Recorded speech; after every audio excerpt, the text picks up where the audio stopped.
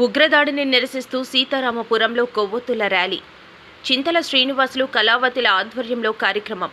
కాశ్మీర్లో అమాయకులైన పర్యాటకులపై ఉగ్రవాదులు జరిపిన మారణకాండను నిరసిస్తూ టీడీపీ సీనియర్ నాయకులు చింతల శ్రీనివాసులు కళావతిల ఆధ్వర్యంలో మండల కేంద్రమైన సీతారాంపురం సెంటర్లో కులమతాలకు అతీతంగా అన్ని మతాల వారిని కలుపుకుని ఆదివారం కొవ్వొత్తుల ర్యాలీ నిర్వహించారు.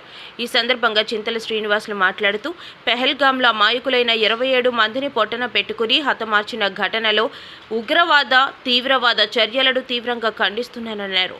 తీవ్రవాదం ఏ రూపంలో ఉన్నా కూకటి వేళ్లతో పెకిలించాలని, మతతత్వం తీవ్రవాదం రెచ్చగొట్టే విధానాల వల్ల దేశం, ప్రాంతం, కుల మత విభజనలకు కారణమవుతాయని, దేశ సమగ్రతకు, ఐక్యతకు, సార్వభౌమాధికారానికి భంగం కలిగితే చూస్తూ ఊరుకోమని పాక్ ప్రేరేపిత తీవ్రవాదాన్ని పూర్తిగా అణచివేయాలని కోరారు.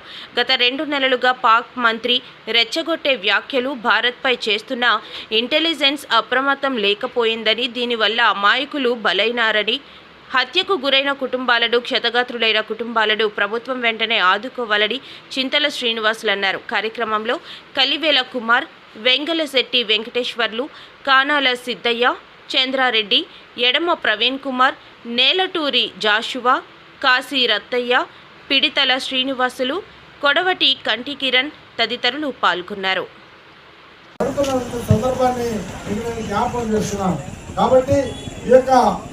ఎవరైతే ఉగ్రవాదులు ఉన్నారో ఆ ఉగ్రవాదులకి మనము భారతదేశము సరైన రీతిలో బుద్ధి చెప్పాలంటే మన ప్రభుత్వానికి మనం మంచి భరోసా ఇవ్వాలి. ప్రభుత్వం తీసుకున్న ప్రతి నిర్ణయానికి మనం కట్టుబడి ఉండాలి. ప్రభుత్వం ఏ పిలిపించినా ఆ ప్రభుత్వానికి అనుకూలంగా మనం పనిచేయాల్సిన అవసరం ఉంది.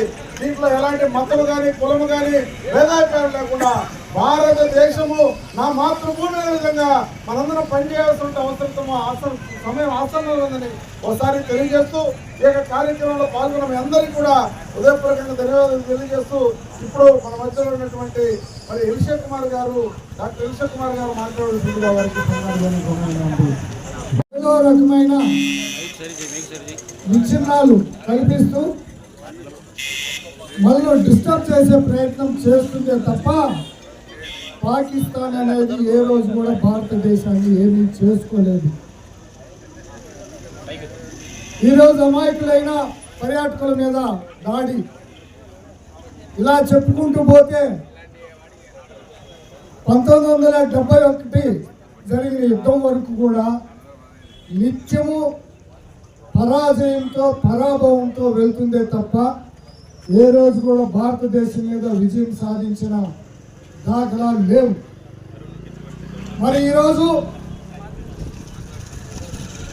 మన హోటల్ మీద అయితేనేమి, మన సైనికుల మీద అయితేనేమి దొంగ దాడి తీస్తూ ఉంది. అక్కడి నుండి టెర్రరిస్టులు మన దేశంలోకి దొంగదారిని పంపించి ఇక్కడ అనిశ్చిత సృష్టించడానికి ప్రయత్నిస్తూ ఉంది. కానీ భారతదేశం నుండి ఎవరు కూడా పాకిస్తాన్ వెళ్ళి వాళ్ళలో అనిశ్చితి ఏర్పాటు చేయడానికి ఎలాంటి ప్రయత్నం చేయరు. ఎందుకంటే నిజమైన ప్రజాస్వామిక దేశము, మానవత్వ విలువలు కలిగిన దేశము భారతదేశం. ఒక రాజ్యాన్ని ఇంకో రాజ్యం జయించటము, దోచుకోవటం అది రాచరికంలో ఉంది. అయినా మన పాలకులు, అప్పటి పాలకులు ఈరోజు చూసిన ఒప్పందాలు చూసుకుంటే 62లో ఒప్పందం కానీ, అంతకుముందు ఎల్ఓసి ఒప్పందం కానీ, ఇవన్నీ కూడా అంత స్ట్రిక్ట్గా, అంటే వాళ్లకు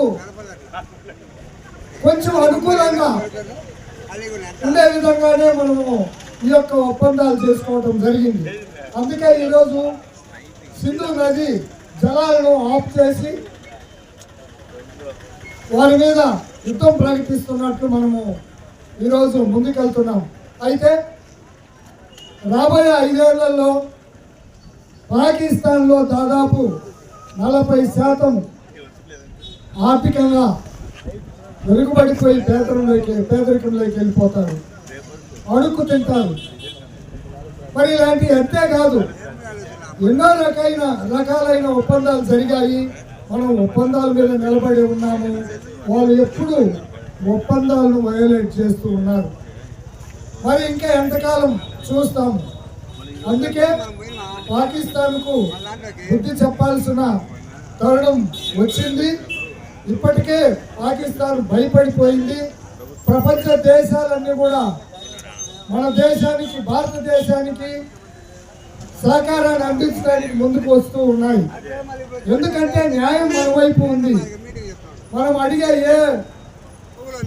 మనం చేసే ఏ పోరాటానికైనా న్యాయం ఉంటుందనే ఇతర దేశాలన్నీ కూడా మన వైపు మొగ్గు చూపుతున్నాయి.